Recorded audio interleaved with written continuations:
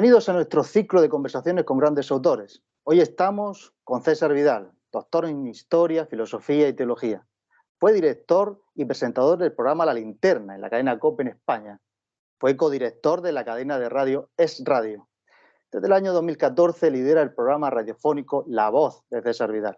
Como escritor tiene publicaciones tan exitosas como Pablo, el judío de Tarso, Los primeros cristianos, Los hijos de la luz, Más que un rabino, La vida y enseñanzas de Jesús, el judío, La revolución rusa, un balance a 100 años de distancia y su última gran publicación, Un mundo que cambia, éxito de ventas y referencia intelectual en el mundo.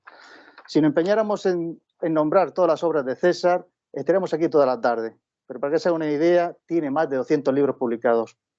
Querido César, un privilegio que estés con nosotros. Bueno, una alegría el poder estar aquí, porque ha sido accidentado que al final pudiéramos coincidir con la agenda verdaderamente complicada que tengo. De modo que para mí es una alegría. Muchas gracias, muy agradecido. La pregunta es evidente. ¿Hacia dónde va este mundo que cambia? ¿Quo vadis, mundo? Hombre, pues este mundo tiene muy malas perspectivas en estos momentos, ¿no? Yo diría que en términos políticos estamos viviendo los últimos tiempos de una serie de categorías que surgieron con la Revolución Francesa y que se fueron consolidando a lo largo del siglo XIX y del siglo XX. Eso es algo que ya está acabado, aunque la mayoría de la gente no se dé cuenta de ello. Y en estos momentos, en lugar de ese enfrentamiento clásico entre izquierdas y derechas, vivimos en un enfrentamiento entre globalistas y patriotas, que incluso hay políticos que se han dado cuenta de ello, ¿no? Una agenda globalista que pretende controlar sobre todo las riquezas y las materias primas del mundo, que pretende que al final los países pues no pasen de ser colonias o protectorados a los que expoliar. Y frente a ello, pues hay movimientos patrióticos que pretenden al menos conservar la independencia y la soberanía de sus naciones. Eso estamos hablando en términos políticos. En términos económicos, estamos en un mundo que cambia a una velocidad que deja incluso atrasados algunos capítulos de Un mundo que cambia, que es un libro que todo lo que decía se ha ido cumpliendo, pero que la cosa ha ido más allá. Hemos nacido en un mundo que se diseñó en 1944 para que el dólar fuera la única moneda de intercambio universal, lo que ha permitido que Estados Unidos tuviera el déficit y la deuda que tiene y que sea la primera potencia mundial.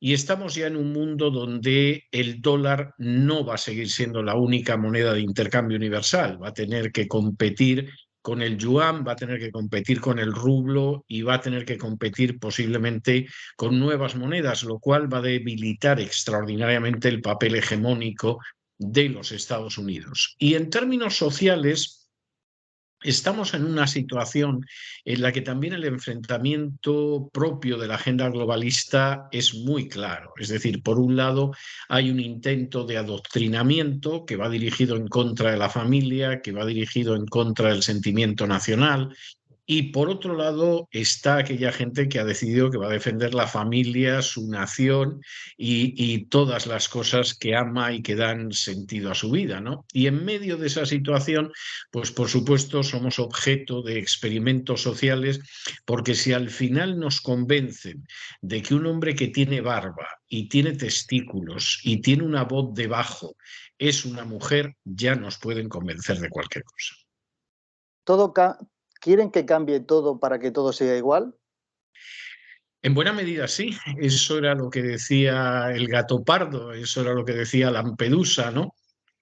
Y en buena medida ha habido muchos movimientos sociales que lo que pretendían era cambiar, si no todo mucho, para que todo siguiera igual. Bueno, pues yo creo que estamos en una situación en la que se busca que cambien cosas que son imposibles de cambiar, de tal manera que el saqueo, el expolio, el latrocinio que llevamos perpetrando desde hace mucho tiempo todavía sea más absoluto y alcance mayores dimensiones, ¿no? Yo creo que eso es algo bastante claro. ¿El siguiente saqueo son nuestros cerebros? Bueno, eso es algo que ya está, ya está en funcionamiento, porque en la medida en la que sigamos pensando un poco, es muy difícil de mantener todo esto. Hace apenas unas horas había una intervención de una señora en el Fondo Monetario, en el WEF. Uno ya piensa medio en inglés y ya estás con la historia que hay. Y en esa intervención decía, bueno, no lo hemos conseguido con el coronavirus, lo del calentamiento global la gente no lo acaba de entender, a ver si con la escasez de agua lo conseguimos. Claro, esto te deja que en el Foro Económico Mundial te suelten algo de este tipo, te deja absolutamente aterrado, porque dices, o sea, están ustedes reconociendo que lo del coronavirus era instrumental para controlar a la población, pero llegaron hasta donde llegaron. Que lo del calentamiento global es un cuento chino y además la gente no termina de entenderlo, no está funcionando como esperábamos. Les vamos a dejar sin agua, que eso lo van a entender. Y entonces dices, Dios mío, ¿con qué nos amenazan? O sea, con que vamos a beber 1 litro de agua al día o medio litro, como si estuviera, como si fuéramos náufragos a los que hay que racionar el líquido, ¿no? Algún día hablaremos más profundamente sobre el agua, porque el tema de las desaladoras, ese timo, si solo es una cosa, porque todo se empeña, eso también, esa dualidad, esa falsa dualidad, esos falsos dilemas de desaladora o trasvase, que es un falso dilema. Yo siempre digo, basándome un poco en lo que decía Gustavo, el mito de la izquierda, don Gustavo Bueno decía el mito de la izquierda, que hay mucha izquierda. Bueno, pues hay, entiendo, a fuerza de equivocarme, si me equivoco usted, por favor, corríjame.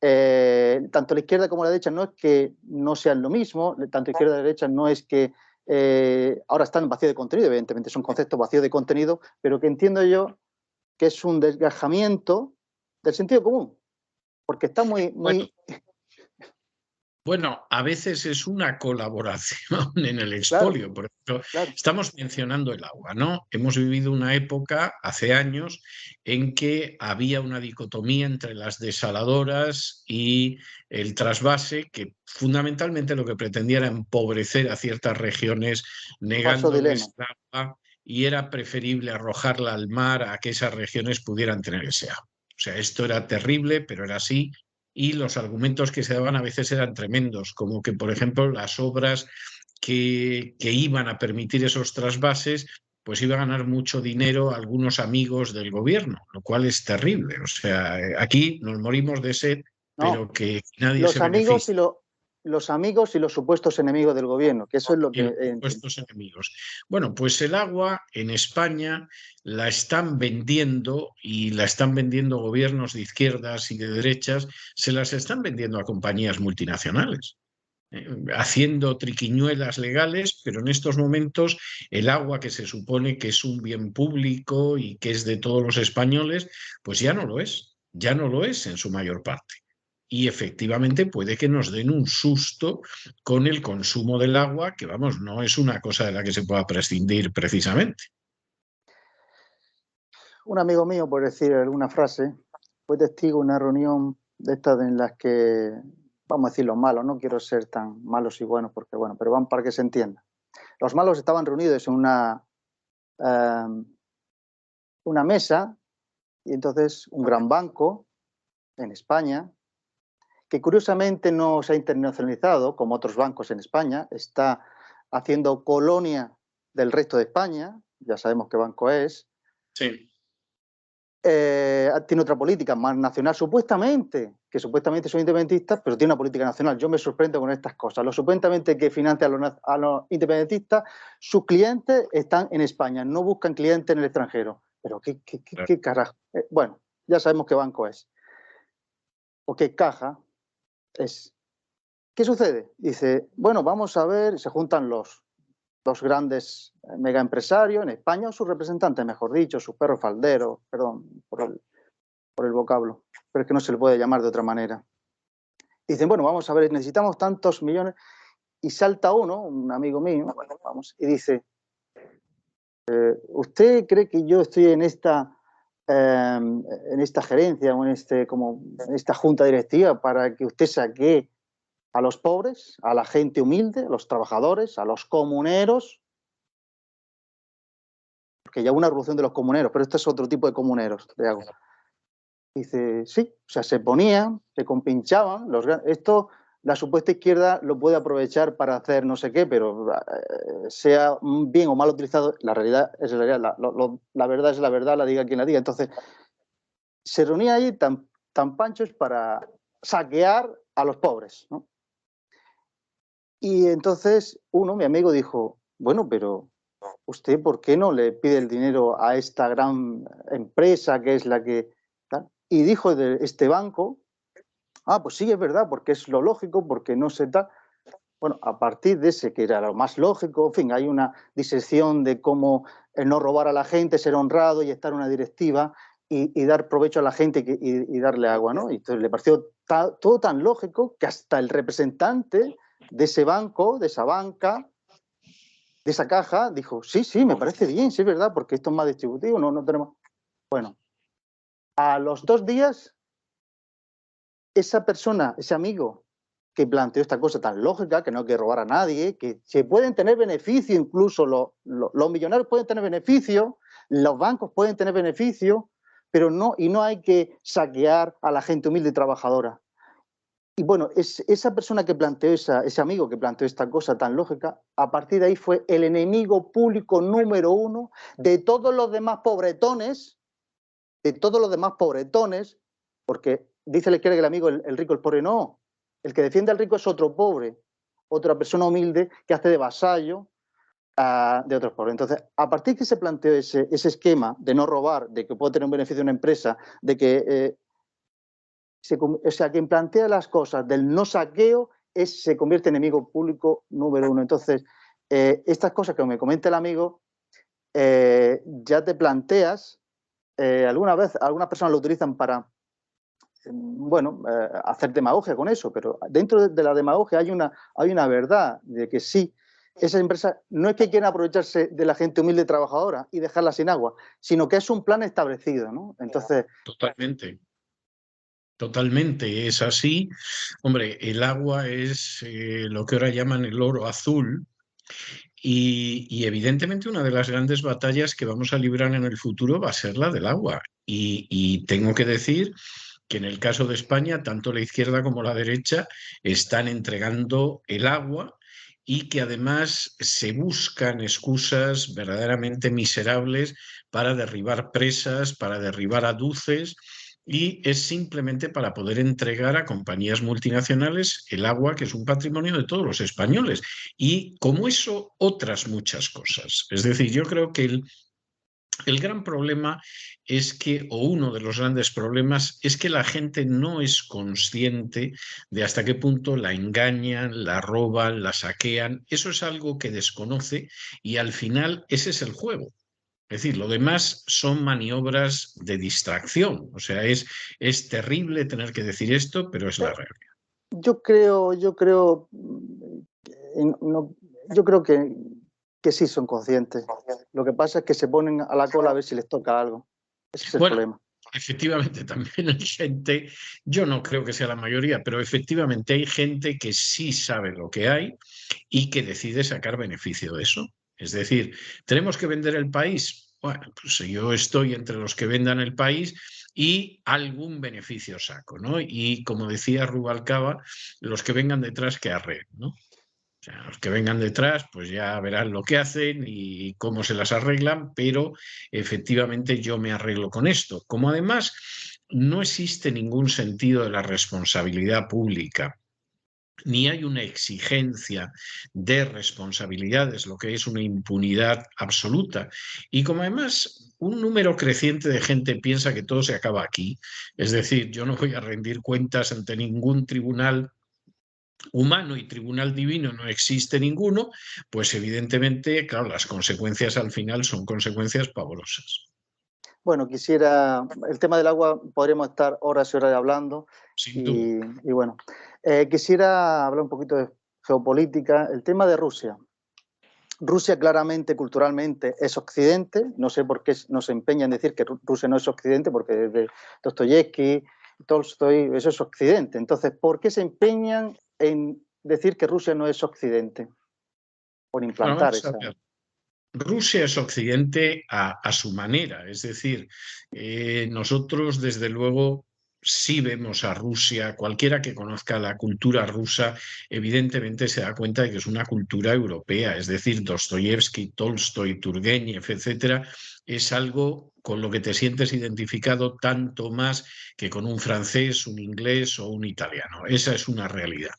Dentro de Rusia esto ha tenido sus propias discusiones, es decir, algunos han considerado que sí forman parte de Occidente y son prooccidentales. Turgenev, que seguramente en términos formales ha sido el escritor ruso más perfecto, estaba convencido de ello.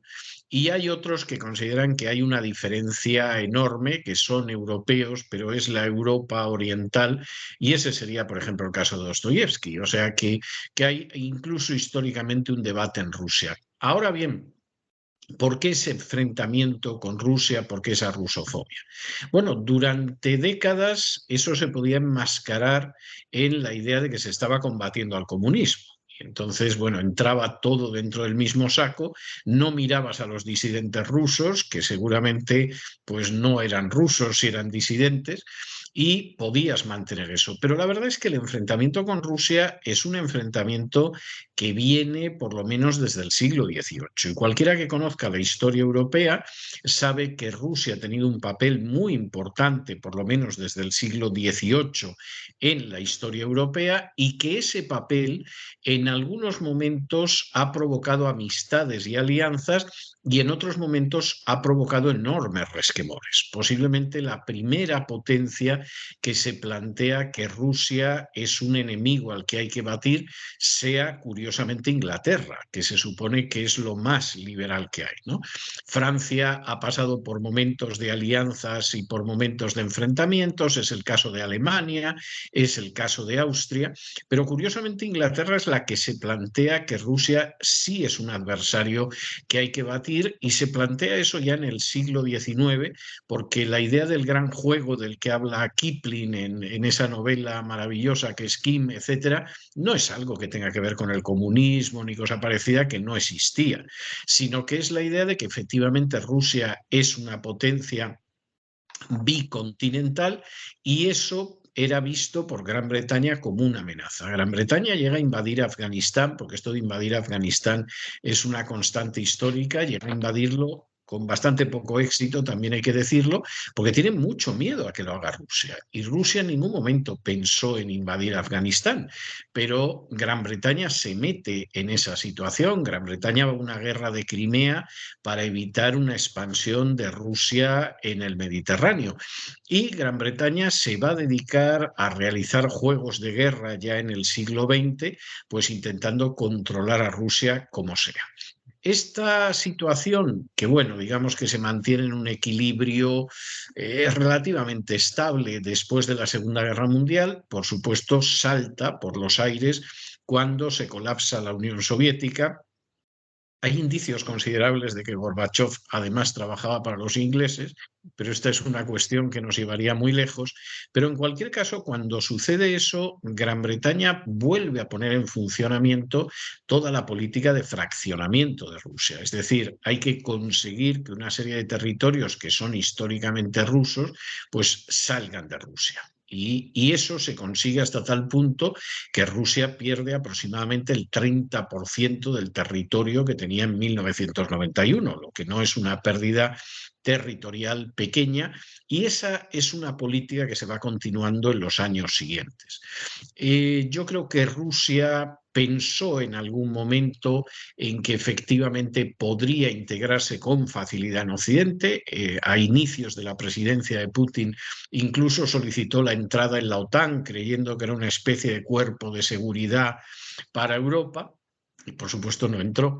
Y yo creo que hay un momento en que Putin se da cuenta de que va a haber una situación de acoso de Rusia, y es el momento en el que Obama se dedica a ir extendiendo la OTAN hacia el este, algo que había hecho ya Clinton en contra de las promesas que se habían formulado a Gorbachov y a Yeltsin de que la OTAN no se extendería ni una pulgada hacia el este. Esto Clinton empezó a violarlo, pero Obama entra en una línea de absoluto enloquecimiento que tiene su consumación en el golpe de Estado de Ucrania del 2014.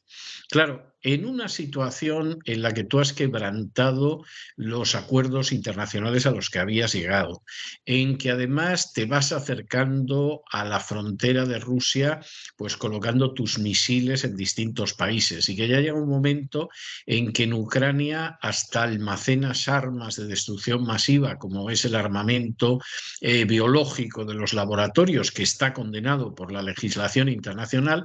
Bueno, pues tiene que haber un momento en que consigas dejar como malo a aquel al que estás acosando desde hace décadas, que es el caso de Rusia.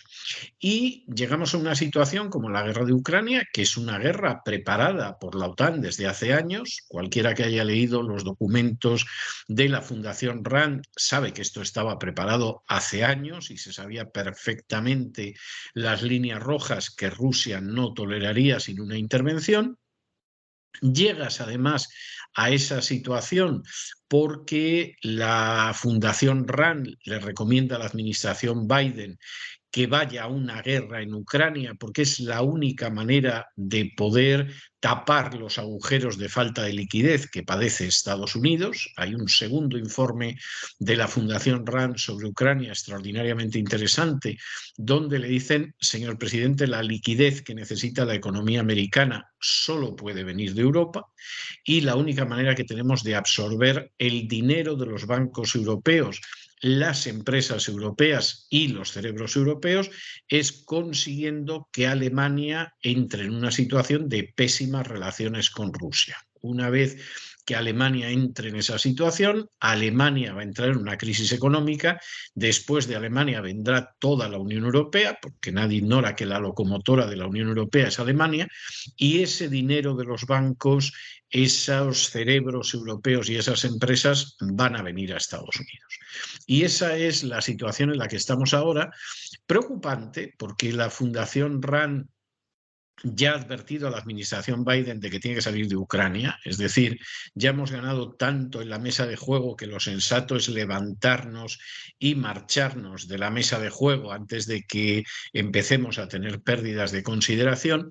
Pero ese juicio, si se quiere, maquiavélico, pero sensato, de la Fundación RAND está siendo muy pasado por alto, porque hay gente que ha llegado a la conclusión de que es un gran negocio la guerra de Ucrania. La guerra de Ucrania ha permitido cambiar las leyes ucranianas para poder saquear Ucrania impunemente.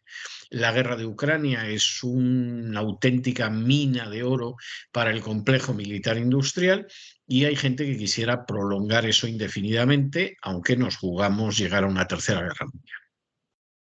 Bueno, quisiera entrar en un tema teológico. ¿Quién era realmente Santo Tomás de Aquino?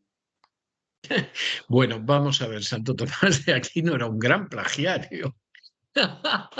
Era un gran plagiario, pero que tiene el enorme mérito de que por primera vez sistematiza la teología católica. Es decir, la teología católica, en contra de lo que se crea, es una teología muy desordenada durante siglos. Hay que tener en cuenta que a eso contribuía, por ejemplo, que hubiera decretales falsas. Hay un momento durante la Edad Media en que de pronto se decide que las decretales que se custodian en Roma, que el papado tiene custodiado en Roma, que las van a dar todas por buenas, a sabiendas de que no son ciertas muchas de ellas y que son falsas, y la única condición que ponen es que no choquen con algún dogma, pero las vamos a dar por buenas porque es que verdaderamente no tenemos manera de discernir cuáles son verdaderas o cuáles no. En medio de esa situación, que es una situación de enorme desorden, de una evolución muy frondosa, Tomás de Aquino cumple con una función extraordinaria, y es la de sistematizar. Es decir, yo voy a poner un orden racional en todo esto. Y la Suma Teológica, efectivamente, yo creo que el mayor aporte es el orden. Pero claro, Tomás de Aquino no es un pensador original, porque no ha habido pensadores católicos originales. El mismo Agustín de Hipona no es original, pero además muchas de sus conclusiones quedan fuera de lo que es el dogma católico, y buena parte de la obra de Agustín va a quedar fuera después del Concilio de Trento, porque no encaja en su visión de la gracia, y además no era sistemático. Escribió sobre muchas cosas, pero no sistemáticamente. El gran mérito de Tomás de Aquino es sistematizar. El gran punto débil es, primero, que se basa en la filosofía de Aristóteles, es decir, fundamentalmente su filosofía es una filosofía pagana a la que ha echado algo de agua bendita, y que además lo que parecería más original en realidad es una copia, y además una copia burda, de Ibn Rushd, que es de Averroes, que es el gran filósofo musulmán de la Edad Media, que era muy aristotélico y por cierto era español. Y personaje que en un momento determinado tuvo que marcharse de España porque estaba viendo que habían empezado a quemar sus libros y con un poco de mala suerte lo iban a acabar quemando a él. Claro. Y entonces acabó marchándose, yo diría que de manera muy sensata, ¿no? Y entonces Tomás de Aquino en ese sentido es un gran plagiario, sistemático si se quiere, pero es un gran plagiario. Y claro, eso hace que tenga ideas que ahora causan horror. Es decir, la legitimación, por ejemplo, que da de la esclavitud, la manera en que, por ejemplo, considera que la mujer es un hombre defectuoso, que es otra de las tesis que él sostiene, ¿no? Incluso te explica que nace una niña y no nace un niño, pues porque es en la época en que soplan determinados vientos o el clima no es propicio. Pongo por caso. Entonces, en ese sentido, realmente Tomás de Aquino pues es un personaje, bueno, que es comprensible históricamente la importancia que se le ha dado, pero es un personaje de muchísima menos talla de la que se podría pensar. Y cualquiera que aborde la tarea de leer la Suma Teológica, que es algo a lo que yo he dedicado horas, relativamente entretenidas, ¿no? Pues claro, se queda horrorizado de su visión de la mujer, de su visión de lo que podría ser la esclavitud, de su visión de multitud de cosas, y sobre todo comprende por qué determinados dogmas católicos se definen sobre categorías aristotélicas que son imposibles. Es decir, tú te encuentras en el año 1214 con la definición del dogma de la transubstanciación, que es un inmenso rebuzno. No por lo que pretende decir, que eso te lo puedes creer o no, sino porque lo define en términos aristotélicos que sabemos que son falsos. Y claro, ese es un enorme problema, porque es como si tú quieres definir un dogma sobre la base de una visión física que sabemos que no es cierta. Es decir, esa definición no puede ser cierta porque los elementos que utilizas son falsos. Y entonces, pues aparece la idea de la sustancia, del accidente. Bueno, para la física que conocían en el siglo XII, siglo XIII ya era mucho, era la de Aristóteles, pero es que sabemos que eso no es cierto. Y entonces tú has definido un dogma sobre la base de conceptos que no son ciertos. Lo fijo y lo transmutable, digamos, claro. Sí, sí, sí. Es así. Claro. Entonces la importancia que se le ha dado históricamente ha sido más bien por su familia religiosa o su orden religiosa. Pues no tengo ninguna duda. Es decir, Tomás de Aquino es un personaje que no tiene buena prensa fuera de la Iglesia Católica. Yo incluso diría que dentro de la Iglesia Católica hay barrios que todavía, en fin, tienen una cierta veneración por Tomás de Aquino. Yo suelo comprobar que sin haberlo leído, pero siguen manteniendo eso. Y luego, pues hay multitud de teólogos católicos hoy en día, pero desde hace décadas, que tienen un profundo horror hacia Tomás de Aquino y no les faltan razones, entre otras cosas porque sí lo han leído y sí saben lo que era Tomás de Aquino, ¿no? Bueno, a todo eso habría que añadir que además Tomás de Aquino negó dogmas que luego posteriormente han sido dogmas católicos. La Inmaculada Concepción es un dogma del siglo XIX que Tomás de Aquino no creía y lo dice claramente, y dice que María, por supuesto, que tenía pecado, etcétera, etcétera. Pero bueno, en su época, pues evidentemente se podía mantener eso. Pero claro, eso rompe toda la tesis de que lo que cree la Iglesia Católica desde el siglo I hasta ahora no ha cambiado. Claro que ha cambiado en muchas ocasiones, y se ve, por ejemplo, en episodios como estos. Yo comprendo la importancia de Tomás de Aquino dentro de la Iglesia Católica, porque él construye un enorme edificio, pero creo que es una importancia también relativa, pues como en términos históricos supongo que tenemos que reconocer que Freud es importante o Kafka y no necesariamente estamos de acuerdo con él. Y en cualquiera de los casos indica una pobreza de carácter filosófico y teológico considerable. Es decir, cuando uno va examinando lo que es la historia de la teología católica es muy pobre. Es decir, finalmente hay una referencia continua a Tomás de Aquino porque no hay otra cosa. O sea, esta es la realidad. Y cuando nos hemos encontrado con algunos teólogos algo más importantes, por decirlo de alguna manera, en el siglo XX, pues era gente muy heterodoxa. Es decir, a Hanskin lo hubieran quemado en el siglo XVII, en el siglo XVIII también, sin ningún problema de conciencia, ¿no? Y como él otros, ¿no? En su época, quien le llevaba la contraria a Santo Tomás acababa mal. Hombre, siempre han acabado mal los que se salían de la ortodoxia, es decir, la Inquisición es un elemento que se crea, es una institución que se crea, según dice uno de los manuales de inquisidores, precisamente publicado en España, ut metuant, es decir, para que la gente tenga miedo.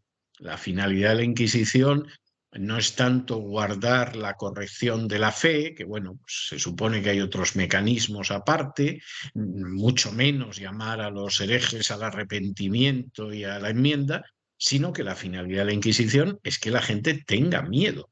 Es decir, lo que hay es que mantener un orden social en el que efectivamente todo está sometido a la Iglesia Católica, incluidos reyes y emperadores, y para eso el único mecanismo es el miedo. O sea, los inquisidores no se engañaban, no era la persuasión, no era el razonamiento, no era la bondad, no, el miedo. El miedo El miedo como guarda la viña. mecanismo de control social es ideal. El miedo Lo guarda la sigue viña. siendo.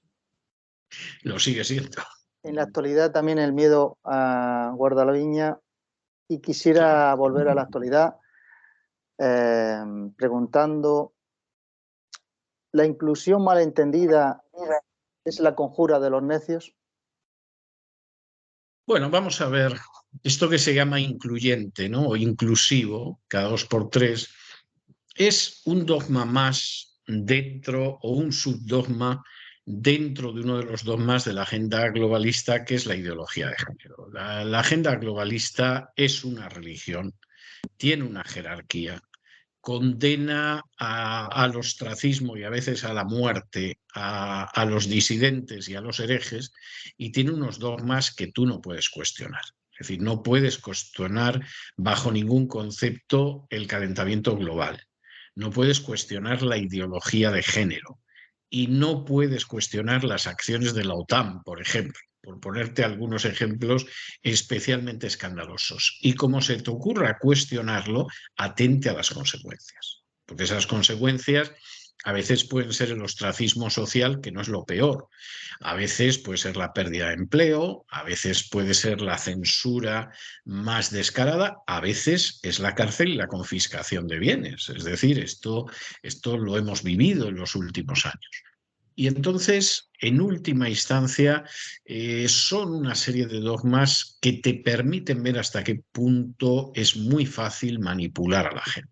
Hace apenas unos días yo tenía un editorial en mi programa hablando de la comunidad científica que apoya el calentamiento global, que desde que amaneció un día Obama y dijo que el 97% de la comunidad científica apoyaba el calentamiento global, pues ya todo el mundo va repitiendo eso, que es rigurosamente falso. Eso se basa en un estudio de Cook, que era un ambientalista, y el propio estudio de Cook, cuando tú vas viendo los miles de artículos que menciona, te das cuenta de que es todo lo contrario.